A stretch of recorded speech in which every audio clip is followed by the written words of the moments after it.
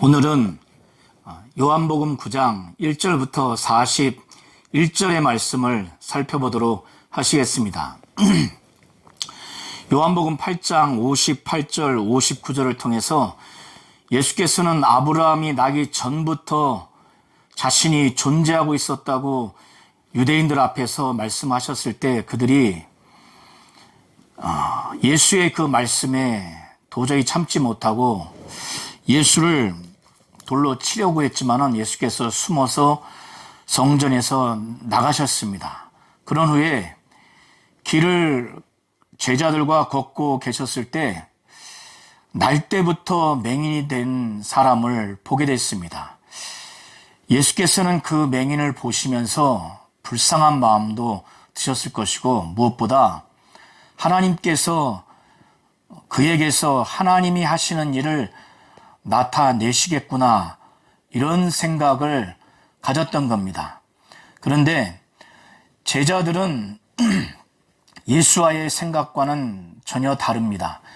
이 제자들은 당시의 유대인의 일반적인 사고, 인과론적인 사고, 곧 어떤 사람이 질병을 걸렸거나 재난을 당했을 때, 고난을 당했을 때는 그 원인인 죄가 있기 때문에 그런 결과가 발생한다고 하는 이런 생각을 갖고 있었던 겁니다. 제자들이라 할지라도 당시의 유대인들의 인과론적인 사고를 갖고 있어서 예수와 같이 나면서 맹인된 그 사람을 보면서 예수에게 여쭙습니다. 라피어, 이 사람이 맹인으로 난 것이 누구의 죄 때문입니까? 이 사람입니까? 그의 부모입니까? 그때 예수께서는 그가 맹인으로 난 것이 이 사람이나 부모의 죄가 아니라 그에게서 하나님이 하나님의 일을 나타내고자 하십니다. 이렇게 말씀을 하셨습니다. 예수께서는 그리고 난 후에 이 세상은 영적으로 어둠이라고 하는 전제하에서 자신이 세상에 육신으로 있는 동안에 자신은 세상의 빛이라고 이렇게 말씀을 하셨는데, 여기서 이 빛은 이 세상이 영적으로 어둠인 상태를 두고 자신은 이 세상을 비추는 빛이라고 이렇게 말씀을 한 겁니다. 그렇기 때문에 자신이 육신으로 있는 동안 이 세상은 낮이기 때문에 자기를 보내신 하나님 아버지의 일을 그는 반드시 다 이루어야 하기 때문에 하나님의 일을 하고자 하는 그 의지와 그 욕구와 그 강렬함만이 그에게 있기 때문에 때가 아직 낮이기 때문에 이 제자들에게 말하는 겁니다. 우리가 나를 보내신 이의 일을 하여야 하리라 하시면서 그가 육신을 갖고 이 땅에 계실 때가 영적으로 낮이죠. 그는 세상에 있는 동안에 자신을 빛이라고 말씀하셨기 때문에. 그런데 육신을 갖고 있는 것이 이제 십자가에 못 박혀 피 흘려 죽으신 다음에 부활 승천하시면 이 땅에 존재하지 않는 거죠. 그래서 예수께서 이 땅에 육신을 갖고 존재하지 않는 상태는 영적으로 그것은 밤이라고 말하는 겁니다. 그래서 밤이 오는데 그때는 아무도 하나님 아버지의 일을 할 수 없다는 겁니다. 이것은 예수께서 육신을 갖고 이 땅에 오셔서 예수가 주도적으로 해야 하는 하나님의 일을 아무도 할 수 없다는 그런 의미입니다. 나중에 성령을 보내주셔서 이 땅에 제자들이 하나님의 일을 하지만은 예수가 육신을 갖고 이 땅에 오셔서 하나님의 일을 반드시 해야 하는 그런 차원에서 밤이 올 것인데 그때는 아무도 일할 수 없다고, 자기가 세상에 있는 동안에는 세상의 빛이라고 이렇게 말씀을 하신 후에 맹인인 그에게서 하나님이 하시는 일을 나타내고자 하신다고 이렇게 말씀하시면서 자신이 있는 동안에 이 세상은 낮이니까 때가 낮은 동안에 하나님 아버지의 일을 해야 된다. 우리가 해야 된다 하면서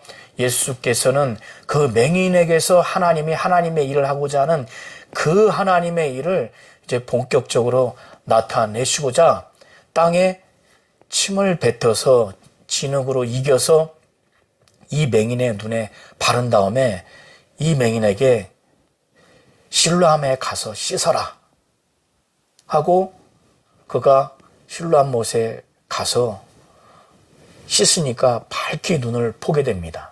이 과정을 우리가 한번 되돌아보시면 예수께서는 분명히 자신이 예수라고 하는 것을 분명히 말씀해 주셨습니다. 그것은 그 후에 그를 알고 있던 사람들, 이웃이었던 사람들이, 이웃 사람들이 내가 어떻게 눈을 뜨게 됐냐 했을 때 예수라고 분명히 말하는 것을 통해서 우리는 그것을 충분히 추정을 할 수가 있습니다. 그리고 이 맹인은 예수의 얼굴을 볼 수가 없어요. 그러나 이 진흙을 이겨서 눈에 바르는 이 과정에서 아마도 그 전에 예수에 대한 소문은 들었을 겁니다. 그래서 자신을 치료하는 행위라는 것을 인식을 했을 거예요.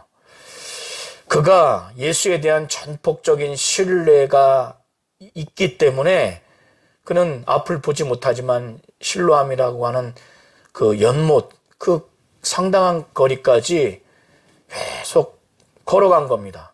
걸어가면서 무슨 생각을 했겠습니까? 예수의 말씀을 되새기면서 예수라고 하는 분에 대해서 신뢰하는 믿음을 더 가졌을 겁니다. 그것이 아니라면은 그 긴 거리 동안 자기 눈에 침으로 진흙을 이긴 것을 발라진 상태로 그렇게 간다는 것은 쉽지 않은 겁니다. 예수의 말씀을 절대적으로 신뢰하고 실로암 못에 가서 눈을 씻었더니 정말 밝히 보게 된 겁니다. 그에게는 이것만큼 큰 감격과 충격과 기쁨이 없었을 겁니다. 너무너무 기뻐서 당장 아주 얼굴이 확 펴서 기쁨이 가득하고 또 그는 유대인이니까 하나님께 감사하고 그런 마음으로 집에 와서 그의 부모에게 예수라고 하는 사람이 내 눈에 침을 뱉어서 이긴 진흙을 발라서 실로암 못에 가라고 해서 씻었더니 이렇게 낫다고 분명하게 간증을 했을 겁니다. 그래서 그 주변 동네 사람들에게도 그것이 아주 큰 충격적인 사건이 된 겁니다. 그래서 맹인은 전에는 눈을 감았고 구걸하면서 하루하루 연명하는 사람이었어요. 그가 눈을 뜨고 아주 그전보다는 눈을 떴으니까 머리도 얼굴 씻고 용모도 아주 반듯하게 하지 않았겠습니까? 그러니까 이웃 사람들도 놀랬고 충격이고, 그리고 전에 그가 거린이었던 것을 보았던 사람들도 충격이죠. 한편에서는 자기가 아는 사람이 가깝다면은 함께 기뻐했을 겁니다. 그래서 이웃 사람들과 전에 그가 거린이었던 것을 아는 사람들이 그에게 모여들어서 야, 전에 거린이었던 그 맹인이었던 그 사람이다.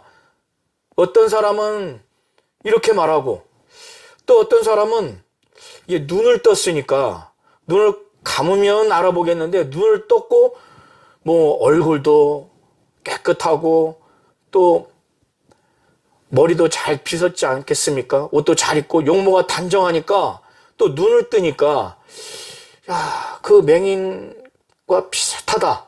자기들끼리 이제 제대로 알아보지 못하는 얘기를 합니다. 그때 이 맹인은 기쁘기도 하고 매우 확신이 있으니까 내가 크다. 내가 앉아서 구걸하던 그 거린 맹인 바로 내가 크다. 이렇게 말합니다. 그러니까 그들이 정말 충격적인 사건을 경험한 거예요. 놀라지 않겠습니까? 누가 이 눈을 뜨게 했고 그 사람이 누군지 당연히 궁금하지 않겠습니까? 왜냐하면 나면서부터 이것을 보지 못했고 창세 이후로 나면서 맹인이 된 사람을 뜨게 한 어떤 선지자도 구약 성경에는 기록된 적이 없거든요. 그러니까 당장 그러면 내가 어떻게 눈을 뜨게 됐느냐? 그때 맹인은 너무 기쁘고 감사하고 아주 확신 있게 대답을 합니다. 예수라고 하는 그 사람이 그 진흙을 이겨서 내 눈에 바르고 실로암에 가서 씻으라고 해서 내가 그대로 가서 씻었더니 이렇게 눈이 확 떠졌다. 그러니까 이 사람들이 그가 누군지 궁금하지 않겠습니까? 그게 누구냐? 그런데 이 맹인은 자기가 앞을 보지 못한 상태에서 이름만 들었어요. 그러니까 그 예수라고 하는 분이 어떤 외모를 갖고 있는지 어디에 사는지 알 길이 없죠. 실로암 못에 가서 씻으라고 예수께서 말씀하신 후에는 예수는 다른 곳으로 이동했기 때문에 나는 알지 못한다.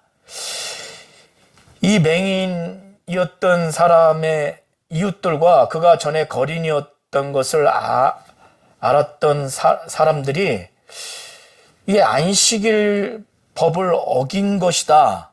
이 생각이 든 겁니다. 이렇게 판단이 든 거예요. 예수가 안식일에 병 고치는 이 행위를 하는 것이 위법이다. 왜냐하면 안식일에 생명에 급박한 병만 치유를 허용하지 그렇지 않는 병은 치유하면 그것이 위법입니다. 그리고 반죽을 하는 것도 위법이에요. 그렇기 때문에 예수께서 침을 뱉어서 진흙을 이긴 것이 반죽을 한 겁니다. 그리고 안식일에는 눈에 기름을 발라도 안 되는 겁니다. 그런데 이긴 진흙을 그 눈에 발랐죠. 그래서 2가지 내지는 3가지의 행위가 예수께서 안식일에 율법을 어겼다고 하는 겁니다. 여기서의 그 율법은 장로들의 유전, 구전율법을 말하는 것입니다. 그래서 이 사람들은 예수께서 안식일을 범했다고 판단하고 고발 차원에서 전에 맹인이었던 이 사람을 바리새인들에게 데리고 갑니다. 이런 정황이 이 전후 맥락을 보면 고소 차원에서 바리새인들에게 데리고 갔다는 것을 우리가 좀 볼 수가 있습니다. 그래서 그 다음 14절에도 예수께서 진흙을 이겨 눈을 뜨게 한 날은 안식일이라고 안식일을 범했다고 하는 그 정황을 기술하고 있습니다. 그래서 바리새인들 역시도 안식일에 예수께서 어떻게 눈을 뜨게 해서 보게 됐는지 그 맹인이었던 자에게 어떻게 보게 되었는지를 묻습니다. 그때 맹인은 예수께서 하신 그 치료 행위의 대략을 말하기를 그 사람이 진흙을 내 눈에 바르매 내가 씻고 보나이다. 이 답변을 하니까 바리새인들이 그 가운데 2 부류로 나뉘어져서 분쟁이 일어났습니다. 한쪽의 부류의 사람들은 예수께서 안식일을 범했기 때문에 하나님으로부터 온 자가 아니다. 이렇게 반응을 한 무리가 있는가 하면 또 한편에서는 죄인이 어떻게 나면서 맹인된 이런 사람에게 이러한 표적을 어떻게 행하겠느냐 해서 그들 중에 분쟁이 생깁니다. 그러니까 일치가결로서 예수를 안식일을 범한 죄인으로 결론을 내리지 못하는 상태죠. 이런 상태에서 다시 그들은 예수가 안식일을 범한 죄인으로서 증거를 채집하기 위해서 맹인이었던 그 사람에게 다시 묻습니다. 그들이 묻기를 그 사람, 예수라고 하는 사람이 내 눈을 뜨게 했으니 너는 그를 누구라 하느냐. 아마도 이 당시에 이미 유대인들이 누구든지 예수를 그리스도로 시인하는 자는 유대 교회에서 또 회당에서 출교하는 것으로 결의를 했기 때문에 바리새인들 일반 유대인들이 지금 대부분 두려워하는 그런 상황이었습니다. 그래서 그의 부모도 이 다음에 보면은 솔직하게 그의 아들의 눈뜬 사건을 어떻게 뜨게 됐는지, 누가 뜨게 했는지에 대해서 솔직하게 진실을 말하지 못한 것도 그 유대인들의 출교를 결의했기 때문에 그들을 두려워해서 그런 겁니다. 여기서 이 바리새인들이 재차 묻는 것은 안식일을 위반한 예수의 그 죄목의 증거를 찾는 차원도 있겠지만은 이 맹인에게 예수가 그리스도라고 하는 그 고백을 하게 되면 출교하려고 아마 하지 않았는가, 뭐 이런 생각도 해볼 수가 있을 것 같습니다. 그런데 이 맹인은 자기의 체험이 너무 분명하기 때문에 이는 진실을 말합니다. 그것도 아주 확신 있게. 그는 이 바리새인들의 질문에 자신의 솔직한 답변을 말하는데 자신은 선지자라고 그렇게 답변을 합니다. 이 바리새인들이 이 맹인이었던 이 사람이 본래 맹인이었고 그가 눈을 뜬 이 사실을 믿지를 않습니다. 그래서 그의 부모를 소환을 해서 그 부모를 통해서 신문을 하기 시작합니다. 신문을 해서 안식일을 범한 예수의 그 구전 율법을 어긴 죄의 증거를 찾고자 또 신문을 합니다.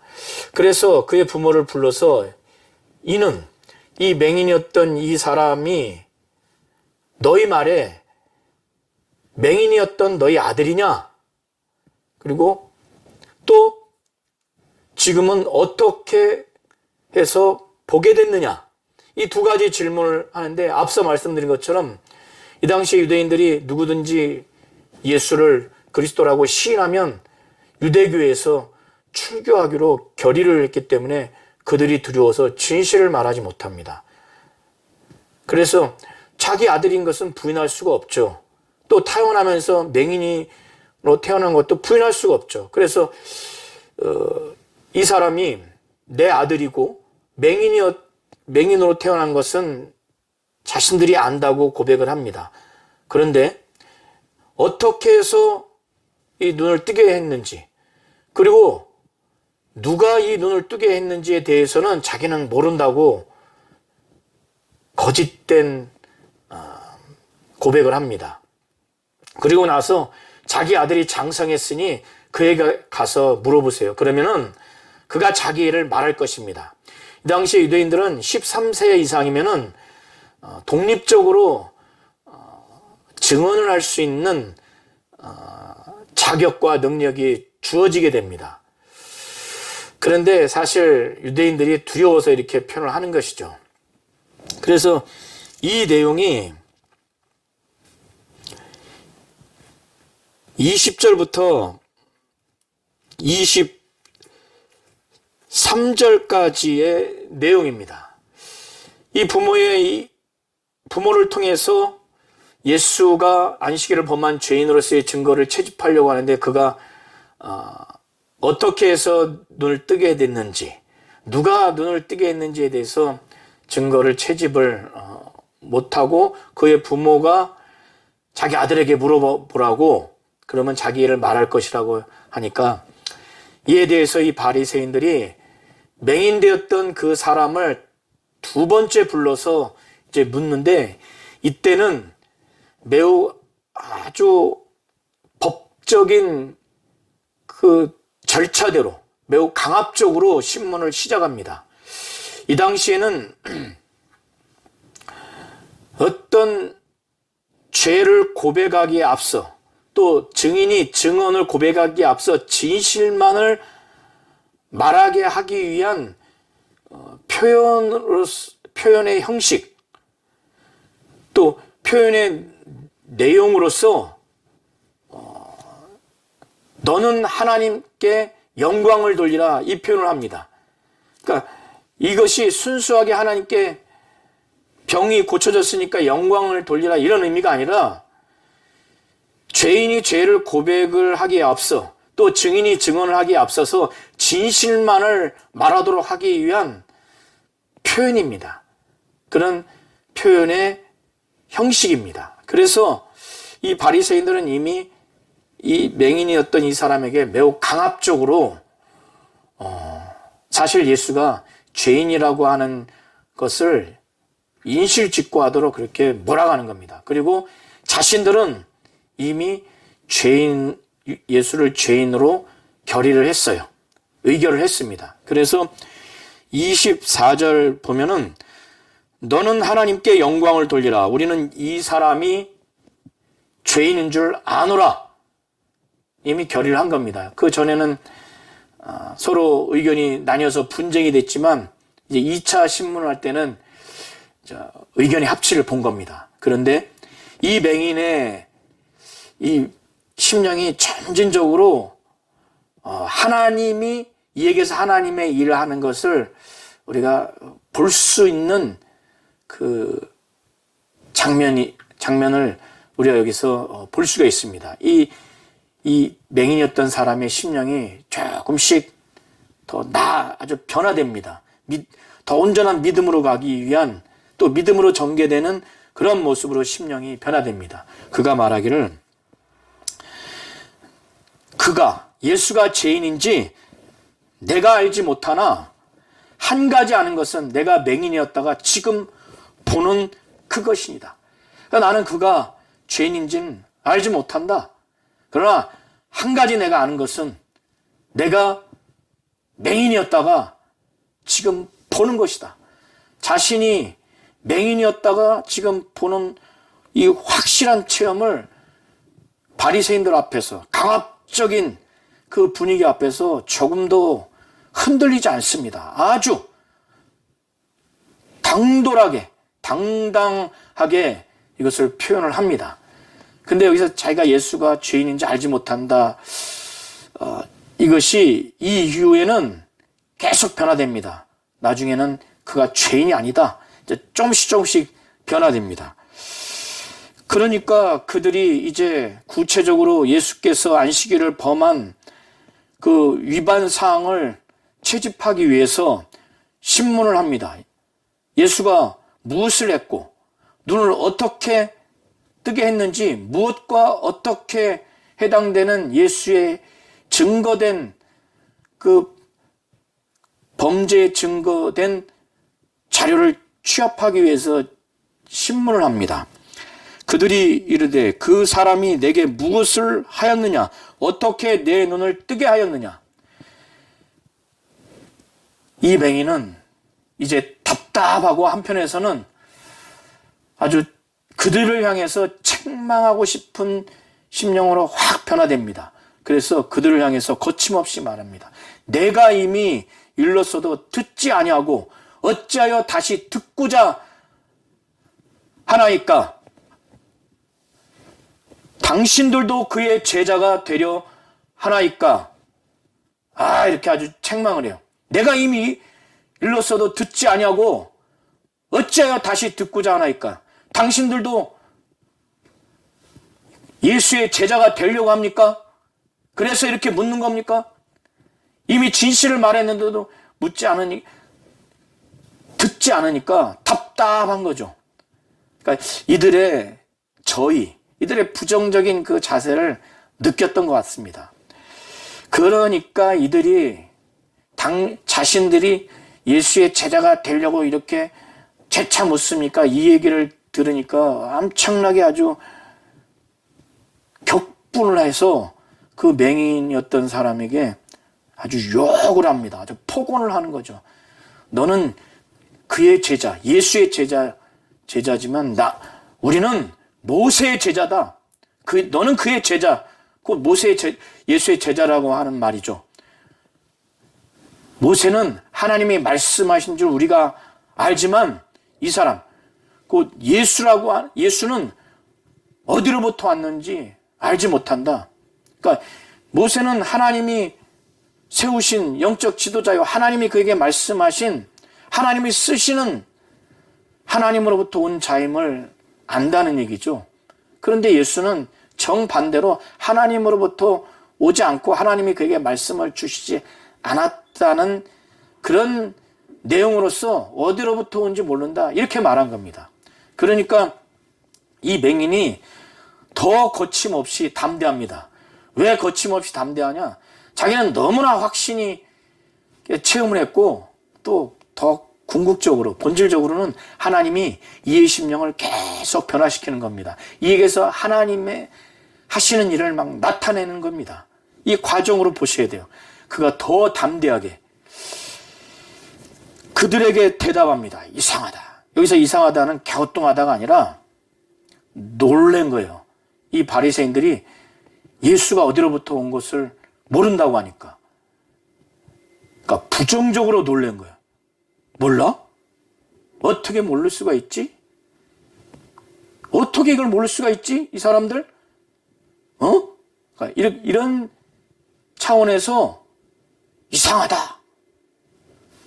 왜 이렇게 부정적으로 놀랐는가? 자기 눈을 뜨게 할 정도의 예수인데 자기가 나면서부터 맹인이 되었는데 이런 자신을 뜨게 한 이 예수가, 이런 예수를 어디로부터 왔는지 모른다고?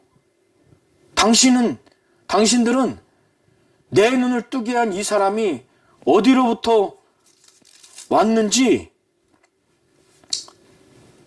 알지 못하는도다. 내 눈을 이렇게 뜨게 했는데도 이 예수가 어디로부터 왔는지 알지 못하는도다. 이거 당연히 알았어야 된다는 거예요. 야, 이걸 알지 못하는도다.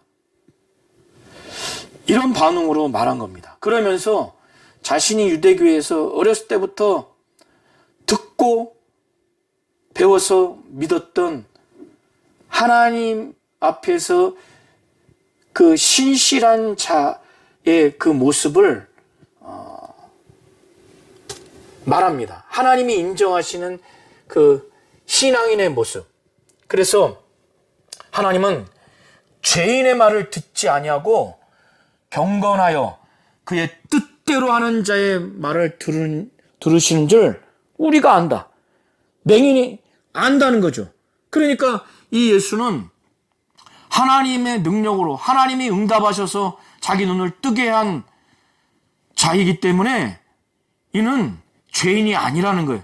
죄인의 말을 하나님은 듣지 않기 때문에, 경건하여 하나님의 뜻대로 하는 자의 말을 하나님은 들으시기 때문에, 하나님의 응답으로서 내가 눈을 떴기 때문에 이 예수는 경건하여 하나님의 뜻대로 하는 자임을 말하는 겁니다. 그러면서 자기가 여태까지 배운 바로, 알고 있는 바로 유대교 신앙 안에서 하나님을 믿고 신앙생활하면서 여러 가지 이적 사건을 듣고 배워왔지만은 창세 이후로 맹인으로 난 자를 뜨게 한 것을 들어본 적이 없다. 어떤 선지자도, 어떤 사사도, 어떤 영적 지도자도 태어나면서부터 맹인된 자를 뜨게 한 것을 자기는 들어본 적이 없다. 그러니 지금 이 예수는 자기 눈을 뜨게 했으니, 태어나면서부터 맹인된 자기를 뜨게 했으니 하나님으로부터 오지 않았다면 아무 일도 할 수 없다. 그러니까 이 예수가 하나님으로부터 오지 않았다면 이 일을 할 수가 없다는 거예요. 그러니까 하나님으로부터 온 자라는 것을 말하는 겁니다. 이 맹인이 처음에는 예수라고 하는 그 사람으로 예수를 인식했다가 그 다음에는 선지자, 그 다음에는 죄인인지 나는 모른다, 이렇게 얘기했다가 자기를 눈뜨게 한 자, 그런 자로, 치유한 자로 알았습니다. 그런데 이제 마지막에는 이제 지금까지는 그는 죄인이 아니다. 오히려 그는 경건하여 하나님의 뜻대로 하는 자이고 하나님으로부터 온 자이다. 이렇게 담대하게 말합니다. 여기까지 얘기 들으니까 이 바리새인들이 심기가 아주 안 좋습니다. 아주 격분해서 도저히 참을 수가 없는 거예요. 그러면서 자신들이 이 맹인이었던 자가 날 때부터 맹인인 것을 그들이 믿지 않았다고 아까 말씀을 드렸죠. 그런데 여기서는 이 맹인을 날 때부터 맹인이었다는 것을 말하면서 아주 책망을 합니다. 그것은 34절에 내가 온전히 죄 가운데서 나서 우리를 가르치느냐? 뭐냐면 온전히 죄 가운데서, 그러니까 유대인들의 일반적인 사고, 전통적인 사고는 인과론적인 사고라고 말씀을 드렸죠. 질병과 재난과 고난을 당했을 때 그 원인이 죄 때문에 그런 모습이 발생하는 거고 그런 일들이 발생하는 것이라고 그들은 생각을 하기 때문에 지금 이들이 온전히 죄 가운데 났다고 하는 것은 날 때부터 맹인되었다는 것을 말하는 겁니다. 그들이 그것을 지적하면서 정죄하는 거예요. 아주 온전히 죄 가운데서 났다고 하는 것은 그의 전 인격을 부정하게 표현하는 그 심한 아주 정죄죠. 욕설에 가까운 표현입니다. 그러면서 그를 쫓아내서 내보냅니다. 온전히 죄 가운데 나서, 그러니까 그의 전 인격을 부정하게 여기면서 부정한 자가 우리처럼 거룩하고 하나님도 잘 알고 율법도 잘하는 자신들을 가르치려고 해 하면서 내쫓아서 보냅니다. 유대교에서 사실상 출교를 한 거죠. 회당에서 당연히 출교한 겁니다. 유대교에서 출교를 당하고 회당에서 출교를 당하는 것은 단순히 종교를 떠나거나 회당이라고 하는 장소에서 떠나는 차원이 아니라 유대 사회에서는 사회적인 완전한 고립, 경제적으로도 살아갈 수 없는 고통에 이르는 삶을 살게 되는 겁니다. 이게 누가 이 맹인되었던 사람의 심령을 공감해 줄 수 있고 누가 위로해 줄 수 있고 이의 경제적인 생활, 사회적인 생활을 이거 어떻게 책임져야 됩니까? 그런데 이 맹인은 타협의 여지가 없어요. 대충 다시 유대 바리새인들에게 사과해서 자신이 경험했고 체험했던 것을 철회하고자 하는 마음이 전혀 없습니다. 유대교 회당에서 쫓겨나서 내보내졌다는 것이 이제 소문으로 이제 퍼지지 않았겠습니까? 이 사람을 누가 위로할 수 있고 누가 공감해 줄 수 있습니까? 하나님과 주 예수 외에는 누구도 이해하고 위로하고 삶을 도와줄 자가 없습니다. 그의 부모도 유대인들이 두려워서 그 아들에게 책임을 전가해버린 거예요. 예수께서 그가 쫓김을 당했다고 하는 소문을 듣고 그를 찾아 나섰습니다. 하나님이 그에게서 하나님의 일을 나타내고자 하는 하나님의 목적과 계획을 예수는 아시기 때문에 그의 심령이 계속 예수라고 하는 그 사람, 그리고 그는 죄인인지 모르지만 자신의 눈을 뜨게 한 그런 자로서 알다가 예수가 죄인이 아니다. 그는 경건하여 하나님의 뜻대로 하는 자로서 하나님으로부터 온 자다. 계속 예수에 대한 그 신뢰, 더 믿음의 방향으로 변화되는 그에게 이제 완전히 하나님의 하시는 일을 나타내야 되겠다. 더 예수 자신의 정체성을 그에게 보여주고 자신을 보여줘서 확실히 예수를 믿고 구원받고 영생에 이르도록 해야 되겠다. 그리고 그를 또 위로할 필요도 있지 않겠습니까? 그래서 예수께서 그를 찾아 나서서 그를 만났습니다. 이 맹인이었던 이 사람은 정말 예수를 외에는 누구도 정말 위로가 되고 힘이 되고 살 소망이 없어요. 이 신뢰는, 예수에 대한 신뢰는 더 믿음의 방향으로 갔지만은 여기서 더 온전한 믿음으로 가야 그도 영적으로 살 수 있지 않겠습니까? 예수께서 이 완전히 예수에 대해서 마음이 확 열린 맹인을 향해서 가장 이 맹인이 듣고 싶었던 말씀, 가장 믿고 싶었던 예수의 본질적인 정체성에 대해서 말씀을 질문 형식으로 증거합니다. 그를 만나서 다른 어떤 위로의 말보다 내가 인자를 믿느냐, 이 인자를 믿느냐 하니까 그는 조금의 주저함 없이, 고민 없이, 머뭇거림 없이 그가 누굽니까? 내가 믿고자 하나이다. 이렇게 이만큼 심령이 간절해졌어요. 갈급해졌어요. 누군지 가르쳐주기만 하면 자기는 지금 믿고 싶은 마음이 간절한 겁니다. 아마도 유대인이니까 인자의 어떤 의미는 다니엘서 7장을 통해서 배워서 알고 있지 않았을까. 그래서 예수께서 인자가 누구다 어떤 역할을 한다 이런 말씀하지 않냐고, 인자가 누구인지만 가르쳐주면 믿을 수 있는 그런 상태로 보고 내가 인자를 믿느냐 이 질문을 해서 그가 바로 그가 누굽니까? 내가 믿고자 합니다. 그러니까 누군지 보여주고 가르쳐주기만 하면 바로 믿고자 할 만큼 간절하고 확 열려 있습니다. 인자에 대한 개념과 인자가 어떤 역할을 하는지도 아마 알았던 것 같습니다. 그러니까 예수께서 바로 이렇게 간절한 심령, 그러니까 하나님이 그에게서 하나님의 일을 지금 계속 나타내고 있는 거고, 예수는 그 하나님 아버지의 뜻을 알기 때문에 자신이 그에게서 하나님의 일을 막 지금 수행하고 있는 거예요. 그러니까 그때 예수께서 내가 그를 보았거니와, 지금 예수 자신을 두고 보았거니와 지금 너와 말하는 자가 그이니라. 그러니까 이 맹인이 예수를 보자마자 또 머뭇거리거나 고민하거나 기도한 후에 결정해 보겠습니다.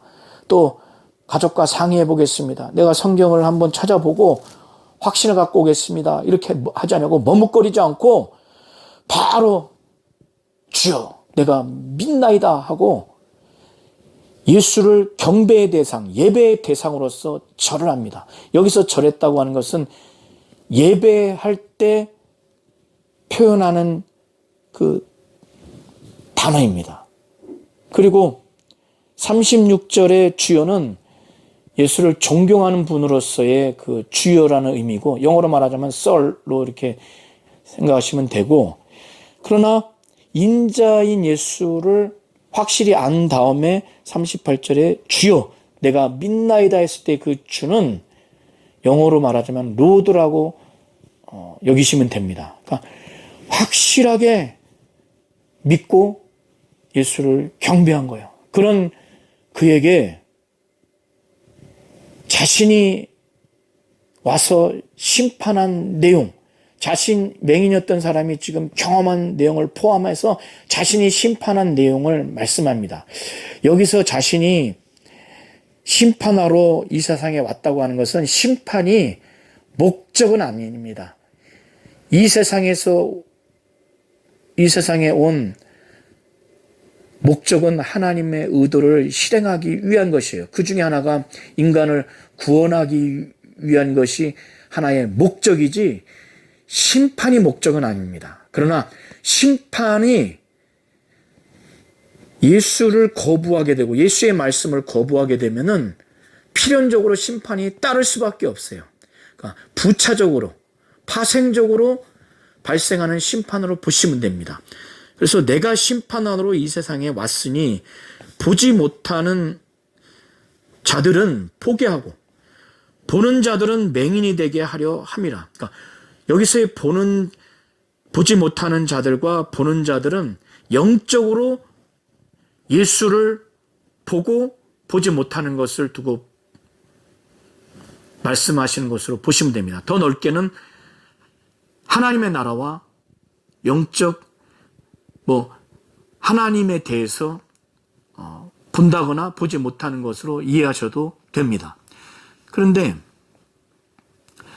이렇게 맹인이 되었던 이 사람처럼 율법도 잘 알긴 알지만 교만하고 거만하지 않고 율법에 대해서 또 하나님에 대해서 잘 모른다고 해서 겸손한 심령으로 나온다면 예수가 하나님이고 하나님의 아들이요 메시아요 그리스도요, 오늘 맹인이 믿었던 것처럼 인자라고 제시했을 때 확 믿어져서 영적으로 예수가 누군지 보여지게 되는 겁니다. 하나님의 나라와 하나님에 대해서 보여지게 되는 거예요. 이걸 위해서 왔다는 거예요. 반대로 보는 자들, 이 바리새인들과 같이 율법을 잘 안다고 하고 자신들은 하나님을 잘 안다고 교만하고 거만하니까 예수가 어떤 분인가 보여지지 않아요. 그만큼 교만하고 거만하니까 예수가 하나님이고 하나님의 아들이요 메시아요 그리스도요, 그가 생명의 떡, 세상의 빛이요 생수의 강을 줄 수 있는 존재라는 것을, 인자라고 하는 것을 전혀 볼 수가 없어요. 교만하고 거만하니까. 이 얘기를 들으니까 옆에 있던 바리새인들 중에 일부가 맹인과 함께 맹인이었던 사람과 예수의 말씀을 듣다가 맹인이었던 보는 자들은 맹인되게 하려 합니다, 이렇게 말씀을 하시는 것을 보고 자기들을 맹인이라고 하는가 보다 이렇게 알아듣습니다. 그래서 그들이 예수께 건방지고 교만하고 거만하게 말합니다. 바리새인 중에 예수와 함께 있던 자들이 이 말씀을 듣고 이르되 우리도 맹인인가? 그런 이들, 교만하고 거만한 그들에게 예수께서 너희가 맹인이 되었다면 죄가 없으려니와 본다고 하니 너희 죄가 그대로 있느니라. 너희가 맹인 되었더라면 율법에 대해서 잘 모르고 하나님에 대해서 잘 모르고 정말 겸손하고 낮아지고 어린아이와 같은 심령이 돼서 예수가 하신 말씀, 예수가 행하신 것들을 통해서 하나님 아버지의 말씀을 들으려고 하고 하나님 아버지의 일을 보고 이해하고 믿으려고 그렇게 했더라면은 예수가 인자라고 하는 것, 그가 하나님이고 하나님의 아들이요 메시아요 그리스도라고 하는 것을 믿었을 것이고, 그로 인해서 죄 사함을 받을 수 있는, 구원을 얻을 수 있는, 영생에 얻을 수 있는 상태가 돼서 죄가 없어질 것인데, 그들이 본다고 하니까, 너희가 본다고 하니 너희 죄가 그대로 있느니라 이렇게 말씀을 하십니다. 이들이 율법도 알고 하나님을 안다고 교만하고 거만하니까 예수가 하나님이고 하나님의 아들임에도 불구하고 그가 메시아요 그리스도고 우리 인간의 모든 죄를 짊어지시고 십자가에 못 박혀 피 흘려 죽으실 분이라고 하는 것, 또 인자라고 하는 것을 알 길이 없어요. 그걸 볼 수가 없어요. 믿을 수가 없어요. 그러니까 어떻게 구원을 받습니까? 어떻게 영생을 얻습니까? 어떻게 죄사함을 받을 수가 있어요? 그러니까 죄가 그대로 있게 된다고 예수께서 말씀을 하시는 겁니다. 오늘 요한복음 9장 1절부터 41절을 통해서 예수께서 하시는 말씀을 우리 성도님들이 잘 보시면서 이 9장 전체뿐만 아니라 단락별로 잘 보시면서 또 예수의 말씀을 하나하나 성령의 감동으로 읽고 이것을 잘 받아들이면서 더 믿음이 생기셨으면 좋겠습니다. 무엇보다도 많은 장면이 있지만은 이 날 때부터 맹인이었던 이 사람을 보면서 유대인들과 또 예수의 제자라 할지라도 바라보는 그 시각, 생각이 다르죠.